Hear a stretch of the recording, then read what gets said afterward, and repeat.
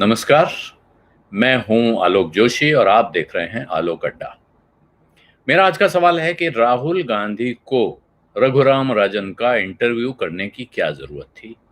क्या राहुल गांधी को भारत में कोई अर्थशास्त्री नहीं मिला? वो ऐसे एक आदमी से क्यों बात कर रहे हैं जो विदेश जाके बस गया है? फिर दूसरा सवाल, रघुराम राजन की बात पे हम क्यों ध्यान दें? रघुराम राजन एक बायस्ड आदमी है, वो इस सरकार के, इस रिजीम के खिलाफ काम करते हैं। इसी तरह उन्होंने अपनी बातचीत में नाम लिया, रघुराम राजन ने, अमर्त्य सेन का। तो अमर्त्य सेन नालंदा यूनिवर्सिटी के चांसलर थे, वहां से उनको हटाया गया, इसलिए वो भी व्यवस्था विरोधी हैं। फिर रघुराम राजन ने तीसरा नाम लिया अभिजीत बनर्जी का। अभिजीत बनर्जी को आपको पता है कि अभी हाल में इस साल का नोबेल प्राइज मिला इकोनॉमिक्स के लिए।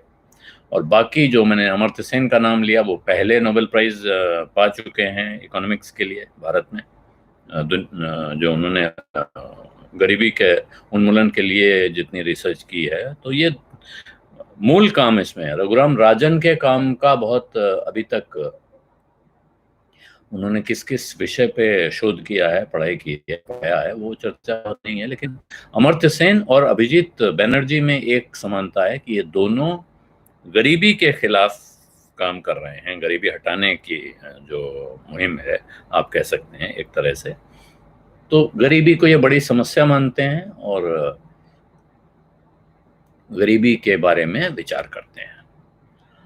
अब राहुल गांधी ने रघुराम राजन का इंटरव्यू क्यों किया? राहुल गांधी पार्टी के नेता हैं, नेता इंटरव्यू लेते कहाँ हैं? नेता तो इंटरव्यू देते हैं। और अगर उनको इंटरव्यू देने के लिए कोई पत्रकार नहीं मिलता है तो वो फिल्म के अभिनेता को ढूंढ सकते हैं, वो किसी विज्ञापन जगत के सितारे को ढूंढ सकते हैं। एक दिन मैंने पहले भी कहा था, आपको ध्यान हो, कि अभी हाल में रतन टाटा जी ने एक इंटरव्यू देने की इच्छा जताई, एक बड़े टेलीविजन नेटवर्क से कहा कि मैं इंटरव्यू देना चाहता हूँ। यार, इधर से अर्जी सब तरफ से लगी रहती है। एक परंपरा है कि सभी बड़े लोगों को हर महीने एक चिट्ठी भेज दो कि साहब आपका इंटरव्यू करना है। आमतौर पर पूछा जाता है कि बताइए क्या इंटरव्यू करना है, कैसा, क्या सवाल पूछेंगे आप। मोटा लाइन ऑफ क्वेश्चनिंग करीब करीब सभी लोग मांगते हैं। ये मेरा अपना अनुभव है। मैंने सिर्फ एक काम नहीं किया है जो अभी तक मैं बता दूं, मैंने किसी राजनेता का इंटरव्यू नहीं किया है पहले से सवाल देकर, और मुझसे मांगा भी नहीं गया है। मैंने नितिन गडकरी जी को कई बार इंटरव्यू किया, इस तरह और भी मंत्री हैं केंद्र सरकार के जिनको मैंने इंटरव्यू किया है, और दूसरी पार्टी के नेता हैं, उनमें से किसी ने मुझसे सवाल नहीं मांगे पहले। मैंने, हो सकता है कि मैंने ऐसे विशिष्ट व्यक्तियों के इंटरव्यू नहीं किए जो पहले सवाल मांगते हैं, इसलिए ये व्यवस्था हुई हो। लेकिन कई मुख्यमंत्रियों का, कई और लोगों का मैंने इस तरह के इंटरव्यू किए, उसमें सवाल मुझसे कभी न मांगे गए, न मैंने दिए। और लेकिन कंपनियों के बारे में, कंपनियों के सीईओज आमतौर पर मांगते हैं कि भाई आप क्या सवाल पूछेंगे, और फिर हम लोग सवालों में हेर फेर भी कर लेते हैं। बताओ, पहले दिया कुछ है और क्योंकि उनकी टीम मांगती है, और उसके बाद बदल देते हैं। तो एक सेकंड का एक, बस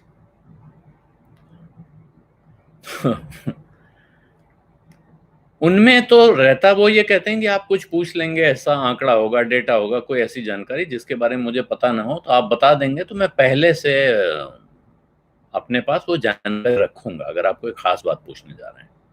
लेकिन जैसे मैंने नाम लिया नितिन गडकरी का, उनसे कुछ भी पूछो और वो बैठ के आराम से जवाब देते रहते हैं।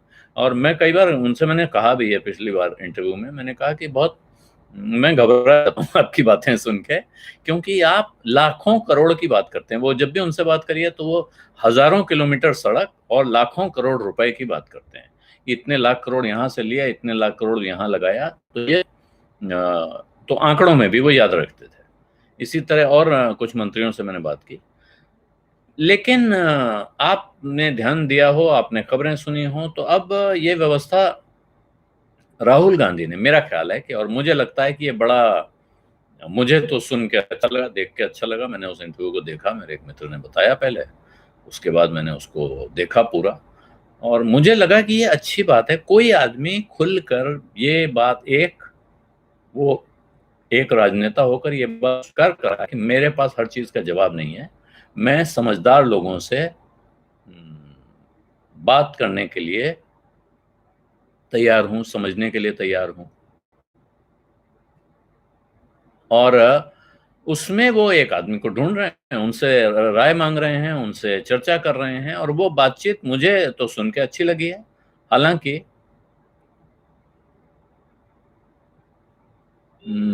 स्क्रिप्टेड प्ले जैसा लग रहा है तो कोई बड़ी बात नहीं है। मेरा ख्याल है इस समय देश में सभी कुछ स्क्रिप्ट से हो रहा है, अगर राहुल गांधी भी कुछ स्क्रिप्ट से कर रहे हैं तो मेरा ख्याल है इसमें कोई अनर्गल बात नहीं है। जो एक्सटेम्पोर बोलने के लिए बहुत मशहूर हमारे इस देश के सबसे लोकप्रिय नेता हैं, वो इस वक्त सब कुछ स्क्रिप्ट से करते हैं। वो एक लाइन आजकल बिना पढ़े नहीं बोल रहे हैं, सब कुछ, और प्री रिकॉर्डेड होता है। वो टेलीविजन पर देश को संबोधित करते हैं, वो भी पहले से रिकॉर्ड हो जाता है। जो बाकी करते हैं वो सब कुछ रिकॉर्ड हो रहा है। तो इसमें जो राहुल गांधी ने किया, अगर वो प्री स्क्रिप्टेड भी है, मैं कहता हूं मान लीजिए। हालांकि मैं रघुराम राजन के साथ मेरा अनुभव खुद का, मैंने इंटरव्यू नहीं किया, लेकिन मेरे साथियों ने किए हैं और मुझे ये अनुभव है उनके बारे में कि वो एक्सटेम्पोर सवालों के जवाब देते हैं, हिंदी भी बोल लेते हैं। शुरू में मुश्किल होती थी लेकिन बाद में वो आराम से। और आपने सुना होगा कि राहुल गांधी और रघुराम राजन की बातचीत में बीच बीच में हिंदी भी आ रही है। अब सवाल यह है कि आप रघुराम राजन के इंटरव्यू पर मायावती भी लिखा भाषण पढ़ती हैं, तो कोई शक की बात नहीं है, वो बिल्कुल लिखा हुआ पढ़ती हैं। लेकिन मायावती भी एक समय चलते फिरते बात किया करती थी। आज भी अगर वो आप उनके इलेक्शन कैंपेन के दौरान जाएं और वहां बीच में मिल जाएं तो वो सवालों के जवाब देती हैं। लेकिन जब वो प्रेस कॉन्फ्रेंस करती हैं तो ये बात बिल्कुल सही है कि वो एक एक शब्द लिखा हुआ पढ़ती हैं। अब किसका स्क्रिप्ट कौन लिखता है ये मैं नहीं बताने की स्थिति में हूँ। राजीव गांधी के बारे में एक बार कहा गया था कि साहब उनका भाषण जो उन्होंने लाल किले से दिया वो सलीम जावेद ने लिखा था। अब सलीम ने या जावेद ने, किसने पता नहीं, उस वक्त सलीम जावेद बहुत मशहूर हुआ करते थे। और उस भाषण में अगर आपको याद हो तो उन्होंने पाकिस्तान को नन याद दिला देंगे कहा था। तो ये नन याद दिला देंगे को बहुत बुरा माना गया था। उसकी कोई, हालांकि राजीव गांधी उस वक्त लोकप्रिय नेता थे, लेकिन ये नहीं कहा गया कि बड़ी बढ़िया तारीफ कर हो रही है। उस समय यही उस पर सवाल उठाए गए, संपादकीय लिखे गए, कहा गया कि आप ये क्यों पूछ रहे हैं, ये क्यों आपने इस तरह की भाषा का इस्तेमाल क्यों किया है, प्रधानमंत्री को ये भाषा शोभा नहीं देती है। अब ये बात सुनकर भी हंसी आती है कि ऐसी बात कहने पर भारत में किसी राजनेता को कह दिया गया कि यह शोभा नहीं देता है। अब तो राजनेता जो कर रहे हैं वो तो राजनेता छोड़ दीजिए, वो आम इंसान को शोभा नहीं देता है, इसके बावजूद हो रहा है, धड़ल्ले से हो रहा है। और इसमें कहीं कोई पीछे नहीं है। ऐसा नहीं कह सकते हैं कि ये लोग कर रहे हैं और वो लोग नहीं कर रहे हैं। तो राहुल गांधी ने एक मेरी समझ से अच्छा काम किया कि वो ये दिखाने का प्रयास किया कि मैं सब कुछ नहीं जानता हूं, मैं वो पॉलिटिशियन नहीं हूं जिसके पास हर सवाल का जवाब है, लेकिन मैं ऐसी स्थिति आने पर जानकारों से बात करके उनकी राय रखना, सुनना चाहता हूं। और अगर मान लीजिए सब कुछ प्री स्क्रिप्टेड था, तय था, तब भी जो बातें हुई हैं उन बातों में किसकी दिलचस्पी नहीं है आज की तारीख में। अब प्रश्न है कि रघुराम राजन ने जो कहा उस पर बहुत सवाल उठाए जा रहे हैं। एक, भाई मैं माफी चाहता हूं, बहुत ही एक आप सबसे आग्रह करूंगा कि मैं इस वक्त राहुल गांधी, रघुराम राजन पे बात कर रहा हूं। ये जो शेयर बाजार वाली कहानियां हैं इनको थोड़ी देर के लिए मुलतवी कीजिए। अंत में सवाल जवाब की इच्छा होगी अभी इस पे कर लेंगे, नहीं तो कल करेंगे। और इस बीच में एक वीडियो और डालूंगा क्रूड ऑयल में जो बड़ा खेल हुआ है और जिसमें बहुत लोगों को बहुत चुना लग गया है, उस पर भी मैंने एक इंटरव्यू किया हुआ है। कुछ देर में उसको एडिट करके आज रात में या सुबह डाल दूंगा, तो उसको कुछ देर के लिए आप लोग सवाल जवाब शेयर बाजार वाले न करें। ये इस पे कोई चर्चा करनी होगी तो अभी पहले हम लोग इस पे बात कर लें। तो अब बड़ी जबरदस्त प्रतिक्रिया आ रही है, कहां से आ रही है वो सब आप जानते हैं। इस वक्त प्रतिक्रिया का एक ही रास्ता है, सोशल मीडिया, और धड़ाधड़ चल रहा है। जिसको आईटी सेल आईटी सेल पहले कहाँ होता था, लेकिन अब आईटी सेल नाम की एक चीज बहुत जोरदार तरीके से देश में सक्रिय है और इस वक्त वहाँ ओवर टाइम चल रहा है, क्योंकि दिन का काम तो हो गया सुबह से, जब से पता चला कि ये इंटरव्यू आ गया है उसके बाद से वो ओवर टाइम में है और जम कर लगे हुए हैं ये सवाल पूछने में कि ये इंटरव्यू क्यों हुआ, कैसे हुआ और राहुल गांधी को ये इंटरव्यू क्यों करना चाहिए था। तो इस पर तरह तरह के सवाल हैं। इसमें राहुल गांधी पे तो सवाल उठते ही हैं, उठते रहेंगे, क्योंकि उसमें कोई ऐसा आश्चर्य की बात नहीं है कि आप राहुल गांधी पे सवाल पूछ रहे हैं। लेकिन रघुराम राजन पर और रघुराम राजन के इंटरप्रिटेशन पे जो सवाल उठ रहे हैं वो इंटरेस्टिंग है और इसलिए उन पे मेरा ख्याल है थोड़ी थोड़ी बात होनी चाहिए। पहला एक तो बड़ा मजेदार सवाल क्या उठ रहा है कि ये इंटरव्यू एडिट किया गया था। इसमें जो पीछे घड़ी है, रघुराम राजन के पीछे घड़ी है, आपको दिख रहा होगा, उसमें जब वो शुरू होता है तो 9:30 बजा रही है। तो ये बताया गया है कि ये इस घड़ी में टाइम जंप कर रहा है। इसका अर्थ है कि इंटरव्यू लंबा रिकॉर्ड हुआ था, उसके बाद काट के छोटा किया गया। तो इसमें मेरा ख्याल है कोई तकलीफ की बात नहीं है। मैं यहाँ यूट्यूब पे इंटरव्यू करता हूँ छोटे मोटे, उसमें भी कुछ हिस्सा मुझे बीच में लगता है तो वो मैं निकाल देता हूँ, कोई दिक्कत नहीं है उसमें। और अब प्रश्न उठ रहा है कि आपने रघुराम राजन साहब ने जो दो बातें कह दी, एक उन्होंने देखिए ये आया है, by the way 28 minutes long conversation starts at 9 a.m. and end by 10 a.m. half an hour scam। तो ये आपको इस बात से क्या फर्क पड़ा? मैं कह रहा हूँ बिल्कुल सही है कि आधे घंटे का इंटरव्यू 1 घंटे चला और उसको बीच में उसको काट के उसको आधा घंटा बनाया गया, इसमें कौन सी समस्या है?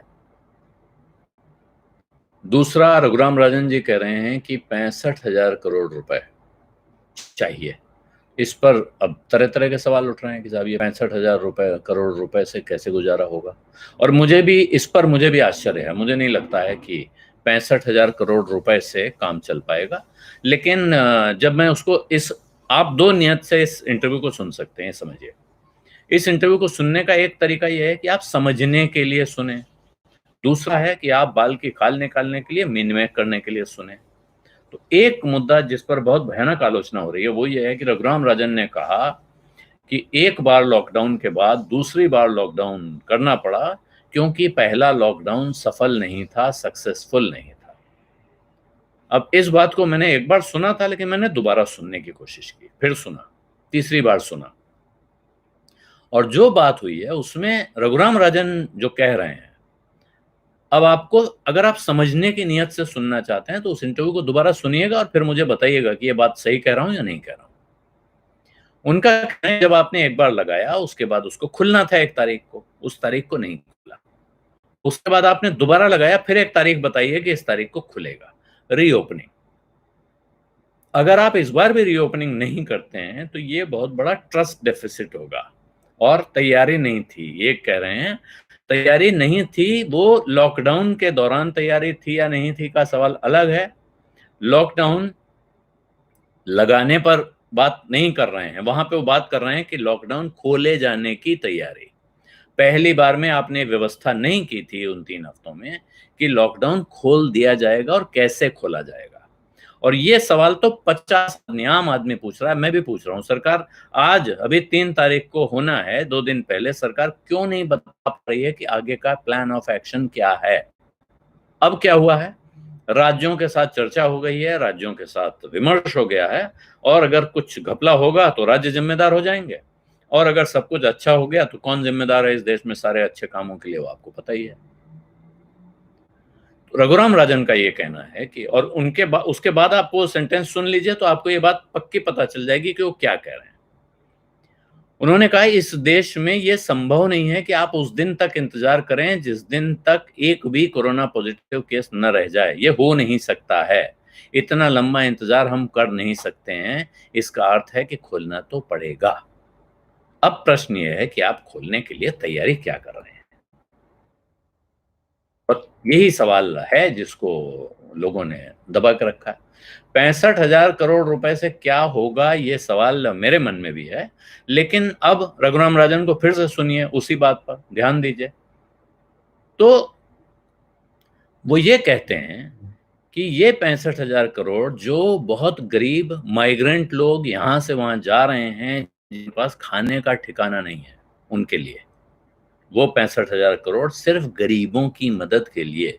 और उसका एक तरीका, फॉर्मूला, कुछ रास्ते बता रहे हैं। साथ में वहीं पे उन्होंने कहा कि मैंने अमर्त्य सेन और अभिजीत बनर्जी के साथ मिलकर इस पर चर्चा की है, बात की है। तो मेरा ख्याल है उनके पास कोई प्रस्ताव है। इसके पहले वो कह चुके हैं,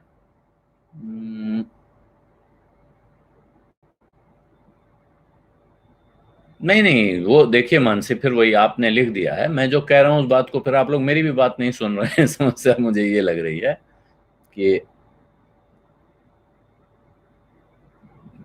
आप लोग बात को एक बार, बात को दो तरीके से सुना जाता है, और उसके एक होता है कि बात काटने के इरादे से सुनना, दूसरा होता है बात को समझने के इरादे से सुनना। तो मेरी सिफारिश है, मेरी राय है, अगर आप लोग मेरी बात मानते हैं तो एक बार आप रघुराम राजन के इंटरव्यू को समझने के लिहाज से सुन लीजिए। मैंने उसको ये करने की मैं कोशिश करता हूँ। कई बार बात पहली बार में समझ में नहीं आती तो दोबारा सुन लेता हूँ। और किसी की भी बात, आपकी भी बात हो सकता है कि आपने एक बार लिखा और मेरी समझ में ये नहीं आ रहा है। अब पंजाब में क्यों बढ़ाया या राजस्थान में क्यों बढ़ाया, एक ही कहानी है। उसका कोई मतलब नहीं है कि कहाँ क्यों बढ़ाया, जहां भी बढ़ाया जाएगा। और मेरा फर्म ओपिनियन है, ये भी बता दूं, मेरा अपना विचार है कि लॉकडाउन बढ़ाया ही जाना चाहिए। लॉकडाउन बढ़ाए बिना गुजारा नहीं होगा। ये हो नहीं सकता है कि आप बिना लॉकडाउन बढ़ाए गुजारा कर पाए, तो ये नहीं हो सकता है। आपको लॉकडाउन बढ़ाना पड़ेगा, यही रघुराम राजन भी कह रहे हैं। लेकिन आपको साथ में इस देश को विश्वास में रखना होगा। लोगों को पता होना चाहिए सरकार क्या सोच रही है, क्या कर रही है, और हमारा आगे का टाइमलाइन क्या है। जिन हिस्सों में, और ये पहले भी कहा गया, उस दिन प्रधानमंत्री की बैठक में कहा गया, बहुत देश के बहुत सारे हिस्से हैं जहां एक्टिविटी हो सकती है।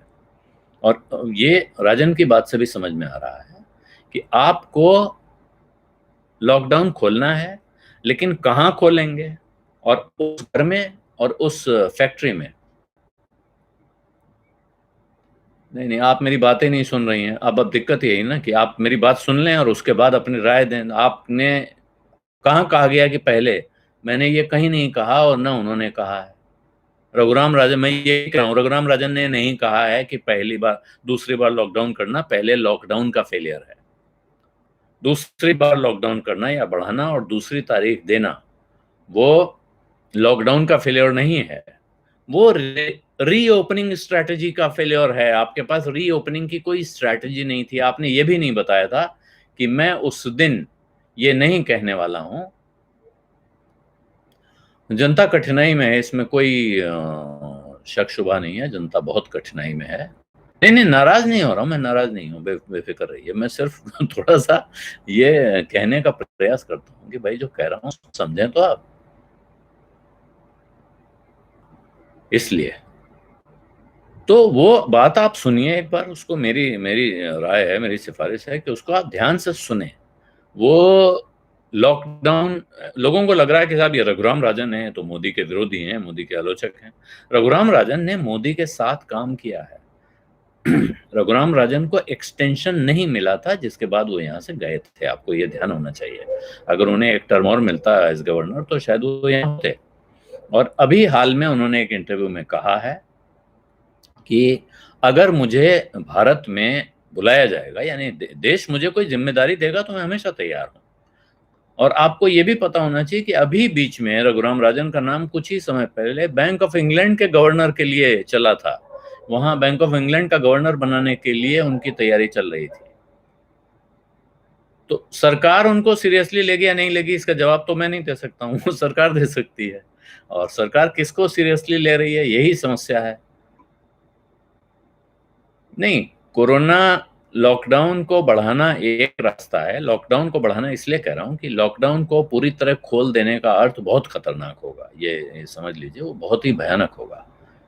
और जो लोगों को घर पहले भेज दिया जाए, ये वाली बात पहले भी कही गई है। इस वक्त लोग काम कर रहे हैं इस पर।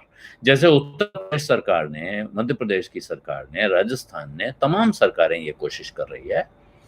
और ये बात सबसे बड़ी बात है, आपने लॉकडाउन क्यों लगाया था?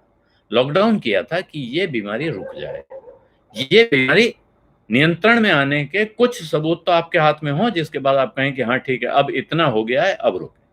तो जिन जगहों पर हैं, जैसे गोवा में नहीं है, छत्तीसगढ़ में नहीं है, कुछ और पहाड़ी राज्यों में हल्का है, जहां जहां कम है, ग्रामीण इलाकों में कम है, उन इलाकों में एक्टिविटी खोलने की तैयारी होनी चाहिए। लेकिन इस खोलने की तैयारी के साथ जो रघुराम राजन, क्योंकि हम उस पर बात कर रहे हैं कि रघुराम राजन के इंटरव्यू की बात क्यों हो रही है, रघुराम राजन ने यही कहा कि ऐसे में आपको ये ख्याल भी रखना पड़ेगा, सिर्फ ये नहीं देखना होगा कि वो घर पर है वहां सोशल डिस्टेंसिंग हो रही है, और वो जहां फैक्ट्री में जा रहे हैं, दफ्तर में जा रहे हैं, वहां सोशल डिस्टेंसिंग है। वो घर से दफ्तर कैसे जाते हैं, घर से काम तक पहुंचने का क्या जरिया उनके पास है? क्या वो बाइक लेकर जाते हैं, क्या वो कार लेके जाते हैं, क्या उनके पास अपना स्कूटर है, या वो सार्वजनिक वाहनों पर यानी सिटी बस पर, ट्रेन पर निर्भर हैं? अगर वो सार्वजनिक परिवहन पर निर्भर हैं, रिक्शा पकड़ के जाते हैं और टेम्पो में जाते हैं, ऑटो पर चलते हैं, ट्रेन में जाते हैं, बस में जाते हैं, तो आपको ये भी देखना होगा कि उसके अंदर कैसे सोशल डिस्टेंसिंग का पालन हो, और वो उन्हें सुरक्षित परिवहन का इंतजाम कैसे किया जाएगा। जैसे टैक्सी है, अब एक आदमी बैठा, उसके बाद दूसरा बैठा, फिर तीसरा बैठा, एक एक करके। ये तो नियम हो गया है कि एक टैक्सी में एक सवारी बैठेगी, लेकिन उस सवारी को उतारने के बाद क्या टैक्सी वाला ले जाकर मशीन से धुलवाएगा पूरी गाड़ी, उस पर वो सैनिटाइजर लगाएगा? ये तो मुश्किल है। अब पढ़ाई का देखिए, पढ़ाई का तो बहुत ज्यादा काम हो रहा है। पढ़ाई में ज्यादातर देखिए लोग, अब तमाम छोटे बच्चों से लेके बड़ी क्लासेस तक अब घर पे लोग पढ़ रहे हैं। वो ऑनलाइन सॉफ्टवेयर चला हुआ है, और जॉब बड़ी बुरी तरह जा रहे हैं। यही एक बड़ी खतरनाक जो गिनती उस इंटरव्यू में भी आई है, और सीएमआई का हवाला दिया जाता है। अब CMI, centre for monitoring of Indian economy, ये भारत की इकोनॉमी को जानने की, उसकी हालत समझने की सबसे भरोसेमंद संस्था मानी जाती रही है वर्षों से। मैं जब से पत्रकारिता में हूँ, तब से सीएमआई की रिपोर्ट एक ऑथेंटिक डॉक्यूमेंट मानी जाती है। लेकिन इधर ये हो गया, ऐसा माना जाता है कि सीएमआई एक सरकार विरोधी संगठन है, जबकि वो क्या करता है? वो तो डेटा पर काम करता है, वो विचारों का थिंक टैंक तो है नहीं। कोई गेटवे फाउंडेशन, ऑब्जर्वर फाउंडेशन या विवेकानंदा फाउंडेशन की तरह वो कोई थिंक टैंक नहीं है, या राजीव गांधी फाउंडेशन, जो अलग अलग विचारों के प्रतिनिधित्व कर सकते हैं, नहीं भी कर सकते हैं। वहाँ कुछ ऑब्जेक्टिव रिसर्च भी होती है, लेकिन विचार भी बहुत होते हैं। अब जैसे ये रवि खंडेलवाल जी कह रहे हैं, हम लोग छोटी दुकान में काम करते हैं, हमारा क्या? ये प्रश्न आगे हैं। देखिए खंडेलवाल जी, आप जहां काम करते हैं, अगर वहां आपको तनख्वाह मिल रही है, आपका काम चल रहा है, तो वहां काम करते रहो। रमेश यादव जो कह रहे हैं, ठीक है, समय खराब है, लेकिन वो उनका कहना ये नहीं है मेरे ख्याल से, खंडेलवाल जी का, कि हमारा हम काम करते रहे, यानी ये नहीं, करियर की सलाह नहीं मांग रहे हैं। उनका कहना है कि हमारे जो मालिक हमारा तनख्वाह देता है, उसके पास पैसा नहीं है, उसका धंधा बंद है, वो हमको कब तक देगा? हो सकता है आज ही ना दे रहा हो। प्रश्न यह है कि अब हमारे लिए सरकार क्या इंतजाम कर रही है? देखिए, व्यापारियों पर मैं बहुत टिप्पणी नहीं करूंगा। बहुत बड़े व्यापारी बहुत अच्छे भी हैं, खराब भी हैं, तरह तरह के लोग होते हैं। उनमें कौन क्या राय दे रहा है, मैं उस पर नहीं जाऊंगा। राजीव बजाज साहब हैं, बहुत बड़े टू व्हीलर के कारोबार करते हैं, और वो इस वक्त देश की इकोनॉमी पर राय दे रहे हैं। अपनी कंपनी उन्होंने जिस वक्त अपने पिताजी से ली थी, मतलब विरासत में उन्हें मिली थी, और पिताजी का कहना है कि साहब मेरे बच्चे मेरी बात नहीं सुनते हैं, उन्होंने स्कूटर बनाने बंद कर दिए थे उस कंपनी में। और 20 साल बाद उन्हें ये याद होश आया है कि दुनिया भर की कंपनियों ने उनका पूरा मार्केट शेयर हथिया लिया। तो अब वो दोबारा स्कूटर के कारोबार में तब उतरे हैं जब पूरी दुनिया उस पर कब्जा कर चुकी थी। तो ये इतने इतने ज्ञानी और इतना बड़ा उनका विशाल विश्व दृष्टि है, जिसको मैक्रोविजन कहते हैं। तो वो भारत की इकोनॉमी और भारत की पूरे भारत के व्यापार पे जो बात कर रहे हैं, उस पर थोड़ा हम लोगों को, जिसको कहते हैं अंग्रेजी में with a pinch of salt, लेना चाहिए। तो इसलिए व्यापारियों का कहना, व्यापारी कुछ जो बात कह रहे हैं उनमें तमाम तरह के सुझाव आ रहे हैं, उन सुझावों पे ध्यान देना चाहिए। कुल मिलाकर जो 65,000 करोड़ है, इसको लेके मैं भी चौंका था, फिर मुझे समझ में आया कि रघुराम राजन ये कह रहे हैं कि इस 65,000 करोड़ रुपए से ये गुजारा हो सकता है गरीबों को मदद देने का। नागेश मिश्रा जी पूछ रहे हैं सैलून बंद है तो मोदी जी, राहुल जी अपना हेयर कट कैसे करवाते हैं? मैं जैसे बता देता हूँ आपको, मैंने अपनी एक मशीन से अपने बाल खुद काट लिए। मेरी बेटी को बाल कटवाने थे तो मेरी पत्नी ने काट दिए। हमारे मित्र हैं जी बिजनेस के संपादक अनिल सिंघवी, उन्होंने एक फोटो लगाया है, वो अपने बेटे के बाल काट रहे हैं। ऐसे हेमंत शर्मा एक वरिष्ठ पत्रकार हैं, उन्होंने अपने एक मित्र के बाल काटते हुए फोटो लगाई है। तो इस तरह लोग ये व्यवस्था कर रहे हैं तमाम। हाँ, हाँ, हाँ। तो ये है बाल काटने का एक तरीका, ये है। और कुछ लोगों का बिना बाल काटे, जैसे मेरा काफी दिन तक गुजारा हो सकता है, लेकिन उस वक्त सिर्फ लॉकडाउन के कुछ दिन पहले ही, मुझे 1-2 दिन पहले जाना था, उस दिन मैं नहीं जा पाया। तो मैथमेटिक्स उसका तो मैं समझा नहीं पाऊंगा। जो मैथमेटिक्स है वो रघुराम राजन के पास है, वही समझा पाएंगे। उन्होंने कुछ फॉर्मूला बताया है और उसमें मेरी समझ में यही आया है कि वो बहुत गरीब लोगों को बहुत जरूरी पैसा देने के लिए बता रहे हैं। ऐसा नहीं कह रहे हैं कि वो 65,000 करोड़ से भारत की अर्थव्यवस्था वापस पटरी पे आ जाएगी। उसके लिए तो आपको मिडिल क्लास को, छोटे उद्योगों को, बड़े उद्योगों को, सबको मदद देनी होगी। बड़े बड़े इंफ्रास्ट्रक्चर प्रोजेक्ट लगाने पड़ेंगे, तब जाके। और इसमें जो मोटा आंकड़ा है जो अभी तक का, क्योंकि हम कहाँ तक पहुंचेंगे ये पता नहीं है, लेकिन मोटा आंकड़ा है कि सरकार को 10 लाख करोड़ रुपया लगाना पड़ेगा। अब ये 10 लाख करोड़ लगाने के दो तरीके हैं। एक तरीका है कि आप, जैसे आज आपको खबर मिली होगी, रिलायंस इंडस्ट्रीज ने अपने यहाँ सैलरी कट अनाउंस किया है। 10% से कम 10% का कट है और वहां से शुरू होता है। और चेयरमैन मुकेश अंबानी ने कहा है कि मैं 1 साल तक तनख्वाह नहीं लूंगा।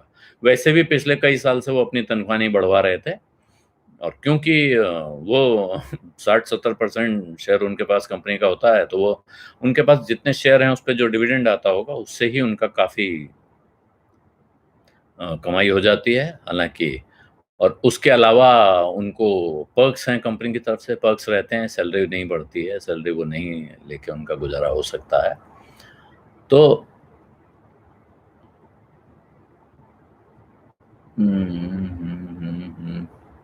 लॉकआउट में असम सरकार, नागालैंड सरकार ने पेट्रोल का रेट काफी बढ़ाया। बंगाल में 30% वाइन मिल रही है बंगाल में, ये आश्चर्यजनक बात है। बाकी महाराष्ट्र में तो मन से जो महाराष्ट्र नवनिर्माण सेना ने चिट्ठी लिखकर सरकार से मांग की है कि शराब की दुकानें खोली जाएं, क्योंकि उसकी वजह से रेवेन्यू आता है, और अगर वो खोलेंगे तो आपको राज्य को रेवेन्यू मिलेगा, वरना अभी बाकी काम धंधा हो नहीं रहा है, जीएसटी बन नहीं रहा है, तो आपको कमाई कहाँ से होगी। एक सलाह उन्होंने ये दी हुई है। राहुल गांधी ने, हाँ, मतलब इस इंटरव्यू को लेकर सवाल उठाने वाले या ऐतराज करने वाले लोगों पर मुझे थोड़ा आश्चर्य हो रहा है कि कोई क्यों ये प्रश्न पूछ रहा है कि ये इंटरव्यू क्यों किया गया। मेरी समझ से ये इंटरव्यू एक समझदारी का फैसला है। जो लोग राहुल गांधी को लगातार पप्पू और बेवकूफ बनाने का जो अभियान चलाते हैं, उनके लिए ये एक गंभीर बात है। और ये इंटरव्यू खबरों में भी है, और जैसा मैंने कहा कि आईटी सेल पूरे दम से लगा हुआ है ये साबित करने में कि बहुत गलत बात हो गई है। और अभी आप कहें तो मैं फिर एक बार देख लेता हूँ क्या क्या चल रहा है। हालांकि ये लोग टॉप ट्रेंड नहीं बना पाए उसको, उसमें ऐसा कुछ ढूंढ कर नहीं ला पाए हैं, लेकिन रघुराम राजन के नाम पर काफी कुछ उन्होंने किया है। और कहा है कि साहब चिदम्बरम भी पहले ऐसा कह चुके हैं। और दूसरी बहुत अच्छी बात, जो राहुल गांधी ने एक सवाल पूछा जिसका जवाब रघुराम राजन ने दिया। एक मैंने आपको बताया क्लैरिफिकेशन जिस पर विवाद है कि साहब वो क्यों उन्होंने कहा कि ये नहीं खुलना चाहिए। दूसरा 65,000 करोड़ रुपए की बात हुई। तीसरी बात जो उनकी बहुत अच्छी, राहुल गांधी ने एक सवाल पूछा कि क्या इस संकट के बाद, आज तो बहुत बड़ा संकट है, लेकिन इस संकट के बाद की दुनिया में जो दुनिया होगी, क्या उसमें हमारे लिए, देश के लिए कोई बड़ी अपॉर्चुनिटी, कोई बड़ा मौका दिख सकता है? हमारे यहाँ अनेक लोग आप देखते होंगे, मैं भी बीच-बीच में बोलता हूँ कि बड़ा मौका आ सकता है। कुछ लोगों ने तो अभियान बना रखा है कि भारत के लिए बड़ा मौका है, भारत के लिए बड़ा मौका है, चीन से इतने लोग निकलना है और सब भारत आ जाएँगे। और चीन से अभी आज एक खबर है कि चीन की 10 कंपनियाँ, जो अमेरिकी कंपनियाँ चीन में थी, वो यूपी आ रही हैं। तो मेरा कहना है बड़ी अच्छी बात है। लेकिन रघुराम राजन ने कहा कि देखिए, ये इस तरह के संकट के बाद किसी के लिए कोई खुशखबरी आती है ऐसा नहीं होता है, लेकिन जो मौका हो सकता है वो ये है कि अब दुनिया बदलेगी और दुनिया बड़ी बुरी तरह बदलेगी, ये तो आप सब समझिए। जैसे मैंने ए.के. भट्टाचार्य साहब का इंटरव्यू किया था, काफ़ी कुछ दिन हो गए हैं, 15-20 दिन हो चुका है। बिज़नेस स्टैंडर्ड के संपादक हैं। उन्होंने कहा था कि भारत के बजट के सारे आंकड़े अब बेमानी हो गए हैं। पूरा बजट दोबारा लिखना पड़ेगा, एक तरह से पूरा बजट बैठकर रिव्यू करना पड़ेगा। जो कुछ उस बजट में कहा गया है, अब उसकी ज़मीन भी बदल गई है और आसमान भी बदल गया है। तो जिस ज़मीन पर वो बजट खड़ा था, अगर वो ज़मीन गायब हो गई है, तो जिस आसमान तक पहुँचाने के सपने देखे गए थे, वो आसमान उस जगह कैसे हो सकता है? ये हाल सिर्फ हमारा नहीं है, पूरी दुनिया का है। ऐसे में उनका कहना है कि भारत के लिए ये मौका हो सकता है कि भारत इस बदली हुई दुनिया में, इस बदली हुई परिस्थिति में जब एक नई दुनिया के लिए डायलॉग शुरू हो, चर्चा शुरू हो, वहाँ भारत लीड ले सकता है, क्योंकि भारत उन 2 देशों में नहीं है, जो आपस में झगड़ रहे हैं बड़ी बुरी तरह। कौन? चीन और अमेरिका। भारत वो नहीं है। भारत की इन दोनों से किसी से भी सीधी दुश्मनी आज की तारीख में नहीं है। किसी के साथ बहुत दोस्ती भी नहीं है। लेकिन और भारत इन 2 में नहीं है, इसका अर्थ ये नहीं है कि भारत को इग्नोर किया जा सकता है, भारत को नज़रअंदाज किया जा सकता है। भारत ऐसी स्थिति में है, इतनी बड़ी हैसियत उसकी है कि वो कुछ कहे तो सबको सुनना होता है। तो इस समय आगे आने वाली दुनिया का रुख क्या होगा, रवैया क्या होगा, दिशा क्या होगी, ये तय करने के डायलॉग में भारत की एक महत्वपूर्ण भूमिका हो सकती है। तो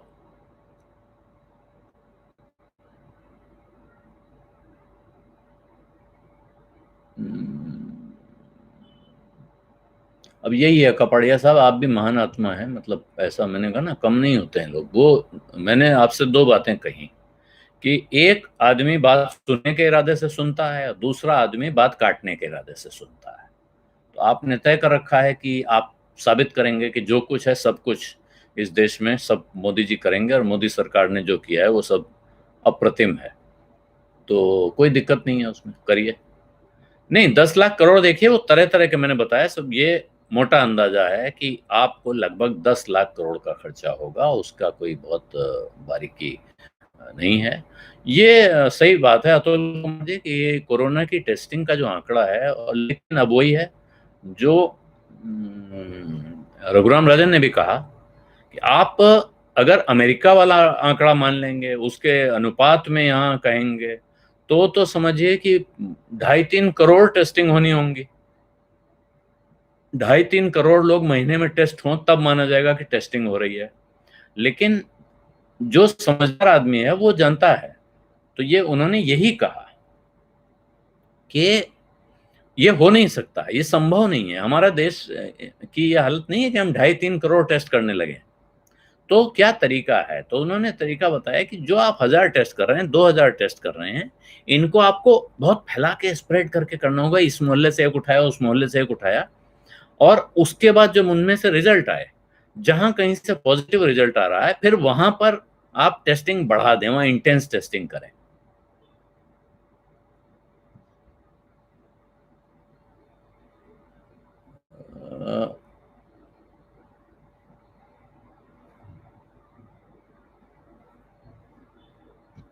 राहुल ये दिखा भी सकते हैं कि मैं मैच्योर हो गया हूँ। मैच्योर होने दिखाने का दूसरा तरीका है, जब देखिए सब कुछ स्क्रिप्टेड है और मैं मैच्योर्ड अपने को दिखाना चाहता हूँ, तो मैं स्क्रिप्टेड आदमी किसी एक पत्रकार को बुलाता। टेलीविजन पे बहुत सारे लोग हैं जो आते हैं कि हाँ राहुल जी बताइए क्या पूछना है। और ये कोई बड़ी बात नहीं है। कई बार क्या होता है, हम चाहते हैं बड़ी हस्ती मिल जाए, तो लोग पूछते हैं क्या पूछेंगे, बोलते हैं कुछ भी पूछ लेंगे, आप साहब जो बताइए, आप कहिए, जो कहिएगा वो पूछ लेंगे। ये स्थिति आज की तारीख में बहुत आराम से है। इसलिए मैं बहुत मोदी जी को इस बात के लिए दोष नहीं देता हूं कि मोदी जी स्क्रिप्टेड इंटरव्यू करते हैं, वो लोगों के सवालों के उन्हीं सवालों के जवाब देते हैं जो लिख कर आते हैं, क्योंकि इस देश में सारे पत्रकार और खास तौर पर टेलीविजन चैनलों के पत्रकार तो लाइन में लगे हुए हैं। साहब आप अपॉइंटमेंट दिला दो, जो पूछना है वो भी आप ही बता देना। ये राहुल गांधी के साथ भी ऐसा नहीं कि वो केवल नरेंद्र मोदी के लिए है, राहुल गांधी भी अगर चाहेंगे ऐसा होगा तो ऐसा हो जाएगा। ये भी तरीका था कि वो अपने प्रिय 2-4 पत्रकारों को कहते कि आओ भाई एक एक करके, और ये सवाल है, लिस्ट हम दे देंगे, इनमें कुछ थोड़ा हेर फेर कर लेना, लेकिन मोटे तौर पे ऐसा रहेगा और मैं ज्ञान दूंगा। ज्ञान देने के लिए, होमवर्क करने के लिए वो रघुराम राजन का इंटरव्यू प्राइवेटली कर लेते हैं। उन्होंने रघुराम राजन से बात अलग से वो करते होंगे, मुझे इसमें कोई शक नहीं है। तमाम लोगों से, मेरे जानने वाले अनेक लोग हैं जिन्होंने बताया कि साहब राहुल गांधी बुलाते हैं और बात करते हैं। तो एक तरीका वो था, अगर उनको ये दिखाना होता। एक तरीका होता है, एक सामान्य मनुष्य, जैसे मैं बाजार पे बात करता हूं, मैं अपने को राहुल गांधी के साथ कंपेयर नहीं कर रहा हूं, कृपया इसको मिस इंटरप्रेट ना करें कि मैं सोच रहा हूं मैं भी वही सही हूं या वो मेरे जैसे हैं। मैं अक्सर, आप देखते होंगे, बाजार पर बात करनी है तो मैं किसी विद्वान से बात करता हूं, तो अब मैं उनको अपनी समझदारी दिखाने लगूं, जितना मैं जानता हूं सब बता दूं, तो फिर फायदा क्या इंटरव्यू करने का। मैं अपनी जिज्ञासा रखता हूं, सवाल रखता हूं, जवाब देने के लिए विद्वान आए हैं। जिस समय मैं आपसे बात कर रहा हूं, इस समय बहुत लोग सवाल पूछते हैं, मैं अपनी समझ से जवाब दे देता हूं। किसी चीज के बारे में मैं नहीं जानता हूं, बता देता हूं कि भाई मुझे इस बारे में जानकारी नहीं है, आप कृपया इस पर मुझसे सवाल ना पूछें।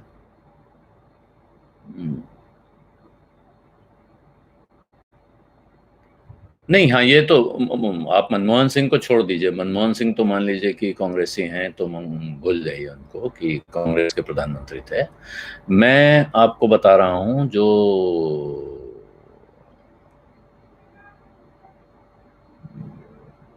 मोदी जी के परम मित्र हैं, मित्र ट्रंप, आप देखिए वो रोज दूसरे तीसरे दिन प्रेस कॉन्फ्रेंस करते हुए दिखते हैं और रिपोर्टर उनसे तमाम उल्टे सीधे सवाल पूछते हैं और ट्रंप उसका जवाब देते हैं।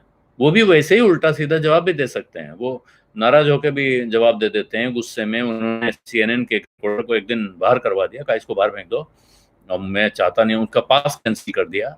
वो सुप्रीम कोर्ट जाकर, CNN ने सुप्रीम कोर्ट जाकर लड़ाई लड़ी और वो पास रिज्यूम करवाया, कहा कि ये हमारा व्हाइट हाउस करेस्पॉन्डेंट हैं, जिम अकोस्टा, ये हमारे व्हाइट हाउस कवर करते हैं, यही जाएंगे, हम किसी दूसरे को नहीं भेजेंगे। भारत में आप प्रधानमंत्री इशारा कर दें, टेढ़ी नजर से देख लें किसी पत्रकार को, मालिक जाकर अगले दिन दंडवत लेट जाएंगे और कहेंगे नहीं साहब नौकरी से निकाल देते हैं, आप क्या बात कर रहे हैं, यहाँ भेजने की क्या बात है। और ऐसे निकाले गए लोग हैं, आपको खबरें होंगी उन लोगों के बारे में। तो समस्या ये है। ब्रिटेन के प्रधानमंत्री, जिनको बड़ी उनकी तारीफ नहीं होती है, लेकिन मैं भी बहुत कोई उनसे बड़ा वो नहीं था, लेकिन मैंने इस संकट के दौरान मैं उनसे बहुत प्रभावित हुआ।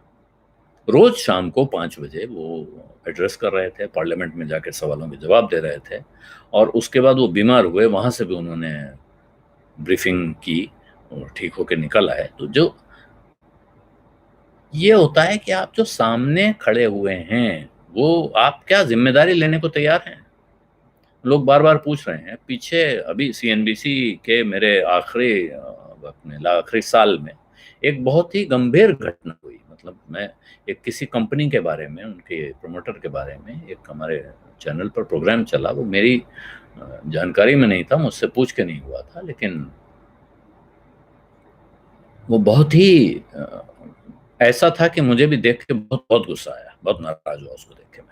और मैंने अपनी टीम बहुत फटकार लगाई, जिन लोगों ने किया था, जिन्होंने बनाया था, उनको मैंने बहुत झाड़ा। लेकिन इसके बाद मेरे पास क्या रहा, मैंने खुद व्यक्तिगत रूप से मैं गया और मैंने जाकर उनसे बात की। और बात क्या, आप ईमानदारी की बात यह है कि माफी मांगने गया था, मैंने माफी मांगी, और मैं बड़प्पन था उनका कि उन्होंने उसको मान लिया। और बाद में मुझे उनके स्टाफ ने कहा कि साहब हम बहुत, मतलब हमें बहुत आश्चर्य हुआ कि आप आए और आपने ये इस अंदाज में बात की, और ये बॉस का गुस्सा जो था वो ठंडा हो गया। तो मैंने कहा इसका और क्या तरीका है भाई, आप जाएंगे लोगों, आपने कुछ गड़बड़ की है, और मेरा कहना मान लीजिए मैंने नहीं की है, मेरी टीम ने की है, जिम्मेदारी किसकी है, मेरी है, तो बात कौन करेगा, मैं करूंगा। तो और आप जब सामने आकर बात करते हैं तो कई बार बहुत बहुत बहुत बड़ी गड़बड़ियां भी ठीक हो जाती हैं। हाँ, yes, I mean that, Mr. Kulkarni. I don't know why you're asking this several times. Is there any confusion in what I said? आपने बहुत बार पूछा। तो मेरा ख्याल है, हाँ, प्रधानमंत्री को प्रेस कॉन्फ्रेंस करनी चाहिए, नियमित रूप से करनी चाहिए। पहले जो प्रधानमंत्री थे, इंदिरा गांधी तो बहुत बड़ी तानाशाह मानी जाती है ना आज की तारीख में। हर तीसरे सेंटेंस में भारतीय जनता पार्टी के लोग इमरजेंसी का जिक्र करते हैं। इमरजेंसी बड़ा काला अध्याय था भारत के इतिहास का। इमरजेंसी इंदिरा गांधी ने लगाई थी। 6 महीने में एक प्रेस कॉन्फ्रेंस करती थी। जब विदेश जाती थी, लौटते समय हवाई जहाज पर और एयरपोर्ट पर प्रेस कॉन्फ्रेंस एड्रेस करती थी। आप मुझे बता दीजिए कि आपने कब पिछली बार भारत में प्रधानमंत्री की प्रेस कॉन्फ्रेंस सुनी है, देखी है? प्रेस कॉन्फ्रेंस किस लिए होती है? प्रेस कॉन्फ्रेंस इसलिए होती है कि रिपोर्टरों के मन में कुछ सवाल हो। हालांकि रिपोर्टरों के में से भी बहुत प्रेस कॉन्फ्रेंस करके भी, बहुत कुछ मैनेज करके भी प्रेस कॉन्फ्रेंस की जा सकती है। जो सज्जन कंडक्ट कर रहे होते हैं वो तय करते हैं कि कौन पूछेगा और कौन नहीं पूछेगा। हो सकता है किसी एक रिपोर्टर को सवाल पूछने का मौका बिल्कुल ना मिले। खास तौर पे जो ज्वाइंट एड्रेस होते हैं उनमें ये होता है कि तय होता है कि कौन पूछेगा। जो उनकी जिनके कद तय हैं, बड़ी पोजीशन पे लोग हैं, वो सवाल पूछते हैं। नहीं, हुई ही नहीं है खंडेलवाल जी, तो आप देखेंगे कहाँ से? देखेंगे तब जब होगी।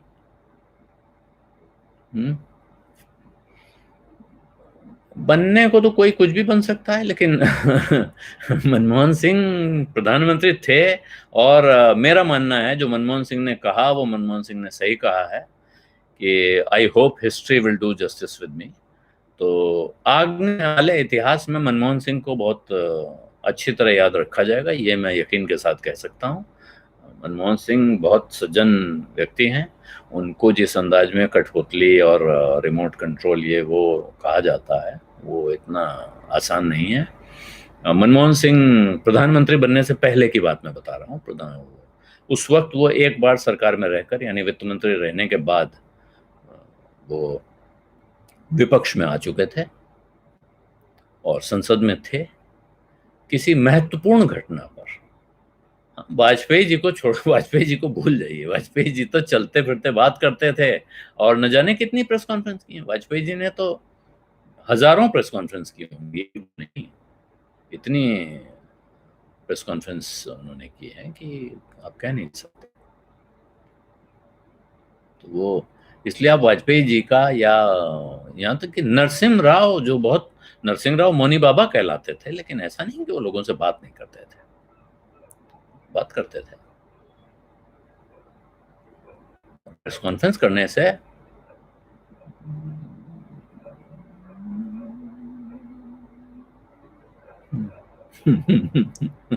सही बात है। प्रधानमंत्री को प्रेस कॉन्फ्रेंस करने के लिए कहना बुलशिट होता है, ऐसा विचारक ने अभी फरमाया है। क्या कहेंगे? तो आप लोग जैसे मेरे सवाल पूछ रहे हैं, मैं उसका वाला चैट बंद कर दूं और अपना भाषण देके निकल जाऊं, तो मैं विद्वान माना जाऊंगा। अगर मैं आप लोगों के सवाल के जवाब दे रहा हूं तो आप लोग जो सवाल पूछ रहे हैं ये सब बुलशिट हो रहा है। देवेगौड़ा जी के बारे में देखिए, देवेगौड़ा का नाम आपने ले लिया, विमल तोडवाल जी। देवेगौड़ा जी एक अपने इलाके के नेता थे, परिस्थितियों ने उन्हें प्रधानमंत्री बना दिया था। लेकिन देवेगौड़ा जी भी बात करने में कभी कतराते नहीं थे। मैंने तो उनसे बात की है, कभी चलते फिरते आप उनके आगे माइक लगा दीजिए। उस वक्त हम लोग प्रधानमंत्री के सामने माइक लगा दिया करते थे चलते फिरते में, कभी भी। तो मैं खुद बिना किसी पास, बिना किसी परमिशन के प्रधानमंत्री कार्यालय में घुसकर मैंने मीटिंग कवर की है। और मैं सीधे, सिर्फ मेरे हाथ में एक माइक था जिस पर एक चैनल भी नहीं था उस वक्त, प्राइवेट चैनल शुरू नहीं हुए थे। तो पीएम कोई भी बन सकता है, पीएम की एक पात्रता है, आपने देखा होगा संविधान में लिखी हुई है। आप भी बन सकते हैं, मैं भी बन सकता हूं, अगर मैं वो पात्रता पूरी करता हूं। अब उसके आगे जो शर्त है वो ये है कि भारत की जनता हमें समर्थन दे, पार्टी हमारी बन जाए, वो जीत जाए, और उसके बाद पार्टी हमको नेता चुन ले। या पहले से मैं अपने चारों तरफ पार्टी खड़ी करूं जो जिसमें मेरा नेता चुना जाना तय है, तो उसमें कोई ऐसी दिक्कत नहीं है। इस पर कभी फिर बात करेंगे, पर्सनालिटीज पर बात कर लेंगे। मैं नहीं, उसका नाम नहीं लूंगा मानसी जी, क्योंकि वो शो जो है वो बहुत ही वो ऐसा था कि मैं उसका नाम नहीं लेना चाहता हूँ, ले भी नहीं सकता हूँ। उसको हमने सोशल मीडिया वगैरह भी जहां कहीं वो था सब जगह से डिलीट कर दिया था उसी वक्त, इसलिए कि वो बहुत ही खराब था। It was in a terribly bad taste, वो बहुत गंदा था और इसलिए उसको उसमें से हटा देना था। तो ये है। मैं खड़े हो ही जाऊं? हाँ, मिथिलेश बरनवाल जी, ये बहुत दुर्भाग्य की बात है, लेकिन ये बात सही है कि कुछ आर्थिक नीतियों के विषय में यहाँ समझ का विषय नहीं है। ये इशू ये है कि ये समझ बहुत लोगों में नहीं होती है, बहुत सी चीज़ों की नहीं होती है, लेकिन पॉलिटिशियन, और मेरा मानना है पॉलिटिशियन बहुत समझदार होता है, और राजनीति राजनेताओं को ही करनी चाहिए जो जनता के बीच में राजनीति करके आए हो। तो पॉलिटिशियन फिर उसकी एक्सपर्टीज क्या है कि वो एक्सपर्ट को ढूंढ ले। जैसे आप महान है मुकुल जी, चरण ऊपर रख दीजिए तो मैं उनको स्पर्श कर लूंगा। हर महीने प्रधानमंत्री सीधे देश से बात करते हैं, मन की बात। वो क्या मन की बात ही करते हैं ना, और खुद करते हैं, किसी के सवाल का जवाब देते हैं। वो जो सवाल आते हैं उसमें रिकॉर्डेड, तो इसलिए आप जाने दीजिए उसको। और आपने तय कर रखा है कि यही आपको करना है तो वो करिए, उसमें दिक्कत नहीं है। लेकिन ये इस तरह के खोखले तर्क मत लाइए कि वो ऐसा कोई देखा है, ऐसा कोई क्यों नहीं देखा है। हमने तो चलते फिरते लोग अब आपस में घूमते हुए, हमने जवाहरलाल नेहरू को मैंने नहीं देखा है, लेकिन मैंने इंदिरा गांधी को देखा है। इंदिरा गांधी को मैंने भीड़ के बीच में घुसते हुए देखा है। इंदिरा गांधी ऐसी रैली करती हुई मारी गई, वो जनता के बीच में थी। इसलिए बोलना आवश्यक नहीं है, सुनना आवश्यक है।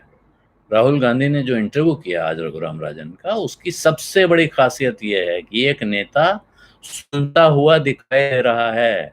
आप याद करिए और बताइए, आपने पिछला सुनता हुआ नेता कब देखा है जो किसी की बात ध्यान से सुन रहा हो? तो राहुल गांधी ने ये प्रॉमिस आपको दिखाया है कि वो बात सुनने की क्षमता रखते हैं, वो अपने सवाल सामने रख सकते हैं। ये है समस्या। नहीं, ऑप्शन क्या है, कौन है, वो तो आप लोग ढूंढिए और समझिए इसको। नहीं, पत्रकार देखिए, पत्रकार का अपना अपना विचार है। अब वो देखने वाला उस पर तय कर लेता है कि ये मोदी के साथ दिख रहे हैं कि खिलाफ दिख रहे हैं। इसमें पत्रकार बेचारा क्या करे।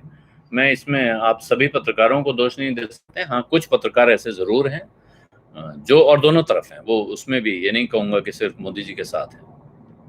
वो पत्रकार दोनों तरफ हैं, और वो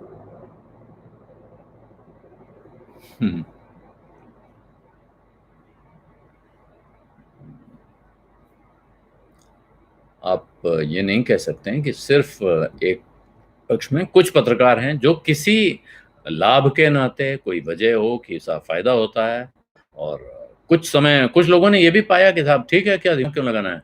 मोदी जी, आप जिन दिनों 2014 का चुनाव याद कीजिए, उन क्या होता था कि मोदी की रैली दिखाने से टीआरपी मिलती है। टेलीविजन का ये फॉर्मूला था, इसलिए तम पूरी रैली दिखाई जाती, जितनी रैली वो करते थे सब टीवी पर दिखाई जाती थी, क्योंकि बाकी लोग भी घर बैठ के उसको देखना पसंद करते थे। इसमें किसी की, अब आपको लगने लगा इस चैनल पे तो सिर्फ मोदी जी आते हैं, मोदी जी के आसपास के लोगों को भी लगने लगा कि इस चैनल पे सिर्फ मोदी जी आते हैं, दूसरे चैनल पे भी। तो उसके बाद जाके उनके संपादक जी या उनके कोई एंकर जी गए, मिले और कहा साहब मुझे इंटरव्यू दे दीजिए। हाँ, आपको क्यों नहीं देंगे। तो इस तरह से, और फिर 2 बार इंटरव्यू कर लिया, फिर उन्हें लगने लगता है हम तो खास आदमी हैं प्रधानमंत्री के, हम मोदी जी के खास आदमी हैं। तो गुमान भी हो जाता है और लगता है मेरा धर्म है अब तो ये काम करना। तो ये कई बार आदमी धर्म के नाते बन जाता है, कई बार कुछ फायदे ले लेता है वहाँ एक्सेस के, तो उससे बनता है। तो कांग्रेस के ज़माने में ये रवायत खूब चलती थी कि वो प्रधानमंत्री जी जिनसे बात कर लेते हैं कमरे में बुला के, वो बाहर आके बहुत सारे सौदे कर लेते थे। ऐसे अनेक उदाहरण हैं और सबने अपनी अपनी बड़ी बड़ी दुकानें खोल रखी हैं, आउटफिट्स हैं। अब आज भी आपको ऐसा नहीं है कि बुरी हालत में दिखेंगे। कुछ हैं जो उस वक्त मजबूत थे, आज बुरी हालत में है, तो उन्होंने छोटी छोटी दुकानें खोली हुई हैं। लेकिन ऐसा नहीं है कि वो इनमें से कोई भी। लेकिन अब एक दूसरी चीज को समझिए, इसके साथ जो दूसरी समझने वाली बात है, हर वक्त हर तरह के लोग होते हैं। एक वक्त एक समाज में एक अपनी क्लास का आप ध्यान याद करिए कि आपकी एक क्लास बड़ी अच्छी है, टीचर कहती है, और एक क्लास बड़ी खराब है। वो क्यों कहा जाता है? स्कूल तो सभी गए होंगे, इसलिए मैंने ये उदाहरण लिया है। इस उदाहरण को दूसरी जगह भी लाऊंगा, लेकिन क्लास अच्छी, हर क्लास में कुछ बहुत अच्छे बच्चे होते हैं, वो पढ़ने में भी बहुत अच्छे हैं, बात भी सुनते हैं, अनुशासन से रहते हैं। कुछ बहुत खुराफाती बदमाश होते हैं, कुछ बिल्कुल पढ़ने में मन नहीं लगाते हैं, फेलियर होते हैं। लेकिन क्लास अच्छी है, तब क्लास का एवरेज बच्चा कैसा है? अगर एक क्लास का एवरेज अच्छा है, तब वो क्लास अच्छी कहलाएगी। इसी तरह जो पत्रकारिता का आप अगर धर्म निर्धारित करना चाहते हैं कि पत्रकार कौन अच्छे हैं, कौन खराब हैं, तो वो इस बात से नहीं तय होगा कि इस पार्टी के साथ खड़े पत्रकार कैसे हैं या उस पार्टी के साथ खड़े पत्रकार कैसे हैं। पत्रकारिता का फैसला इस बात से होगा कि जो लोग किसी के साथ नहीं खड़े हैं, जो कहीं जुड़े नहीं हुए हैं, वो कैसे हैं। मैंने ये नहीं कहा कि जो मोदी को वोट दे रहे हैं उनमें समझ कम है। वो चीज़ों को देखिए, कई बार समझ कम होनी, समझ नहीं होनी, ये कहानी अलग है। हम्म, समझ को इंटरप्रिटेशन, कई बार मैं बहुत समझदार हूं, लेकिन मैं चीज़ों को इस तरह देखता हूं। जैसे अभी मैंने आपसे कहा कि रघुराम राजन का राहुल गांधी का इंटरव्यू, जो राहुल गांधी ने रघुराम राजन का इंटरव्यू लिया है, उसको आप ऐसे देख, सबसे पहले आप देखना ही शुरू करें कि कुमार मुकुल जी, आई विल नॉट, मैं ये कहूंगा ही नहीं, मैं, मेरी कोई राय नहीं है कि आपको मोदी से नफरत करनी चाहिए। मैं कतई नहीं कह रहा हूँ, आपको किसी से नफरत नहीं करनी चाहिए। इसलिए मैं आपको इसके समर्थन में कोई तर्क भी नहीं दे पाऊंगा। जो लोग नफरत का काम करते हैं, जो लोग दिन भर, और बहुत सारे लोग हैं देश में, उनसे सवाल पूछिएगा, उनका काम ही है किसी न किसी के खिलाफ नफरत चलाना। इसलिए आप, और इसी सवाल को फिर आप बार बार न पूछें। हाँ, मेरे जीवन के बारे में दीपक जी किसी दिन, जो जैसे पूछेंगे लोग, किसी दिन बताऊंगा। एक सवाल बहुत सारे लोग पूछ रहे हैं, एक दिन वो भी बताऊंगा कि मैंने सीएनबीसी क्यों छोड़ा या सीएनबीसी ने मुझे क्यों निकाला। ये दोनों, अब इन दोनों में क्या सच है ये भी सामने आएगा। और क्या इस सवाल का कोई महत्व है? प्रश्न ये है। मैं आप लोगों से, जो लोग पूछ रहे हैं रोज रोज, उनसे पूछूंगा, आप मुझे ये बताइए कि इस सवाल का कोई महत्व है कि किसी ने क्यों छोड़ा या किसी को क्यों निकाला गया? इंटरव्यू में जिसको कुछ पता नहीं होता वो भी चुप रहता है क्या? अच्छा, अब यहाँ ये मैं दूसरे के सवाल का जवाब भी दूं, ये भी आप बताएंगे? ये तो और अच्छी बात है। उन्होंने क्या सवाल पूछा है ये मुझे, हाँ। नहीं, ये वाला मुझे इतना, बात उतनी गंभीर लग नहीं रही है जितनी फैला दी गई है, कि इसीलिए मैं कह रहा हूँ इधर उधर की बातें करने से ये होता है। जब आपके पास काम ना हो, क्रिएटिव काम ना हो, तो इस तरह की बातें होती हैं कि गल्फ में बड़ा रोष है और यहाँ के बयानबाजी से, और वहाँ से, गल्फ में जो लोग हैं उनके लिए कष्ट तकलीफ हो सकती है थोड़ी बहुत। ये ध्यान हमें हमेशा रखना चाहिए। जो राहत इंदौरी का शेर है, उसको याद रखना चाहिए। लगेगी आग तो आएंगे घर कई जद में, यहाँ पे सिर्फ हमारा मकान थोड़े रहे हैं, अपना खर्चा चला रहे हैं। किसी के बारे में उल्टी सीधी बात बोलेंगे तो उससे मुश्किल हो सकती है। अच्छा, ये फिर सिग्नल ने कुछ समस्या देनी शुरू कर दी है, और इसलिए अब मैं चाहता हूं कि आप लोगों से इजाजत लूं, लेकिन उससे पहले एक शेर सुनाऊंगा, और क्योंकि वो डिमांड बहुत दिनों से है। लेकिन कौन सा शेर सुनाऊंगा, एक सेकंड मुझे दे दीजिए, तो मैं अभी निकाल के आपको सुना। एक मुझे मिल गया था, लेकिन फिर कहीं खिसक गया है।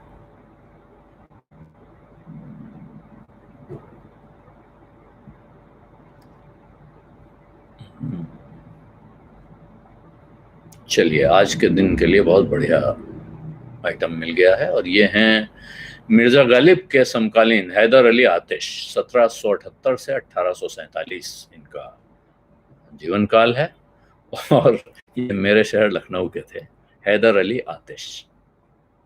2 लाइनें बस इनकी सुना दूंगा, लेकिन उससे पहले आपसे आग्रह करूंगा इस वीडियो के लिंक अपने मित्रों परिचितों के साथ शेयर करना ना भूलें। अगर सब्सक्राइब नहीं किया है तो वो बटन दबा दीजिए, और साथ में घंटी वाला भी। और मेरा चैनल वन आलोक जोशी है, ये आपका ही है, औरों को भी बताइए। और अब हैदर अली आतिश का वो शेर जो इस वक्त बहुत अच्छा, मुझे तो हमेशा ही पसंद है, लेकिन इस वक्त आप सुनेंगे, आपको भी पसंद है, औरों को भी आप सुना सकते हैं। बुत खाना तोड़ डालिए, बुत खाना कहते हैं मंदिर को जहां बुत रखे होते हैं, बुत खाना तोड़ डालिए, मस्जिद को ढाइए। मतलब मंदिर को तोड़ डालिए, मस्जिद को ढहा दीजिए।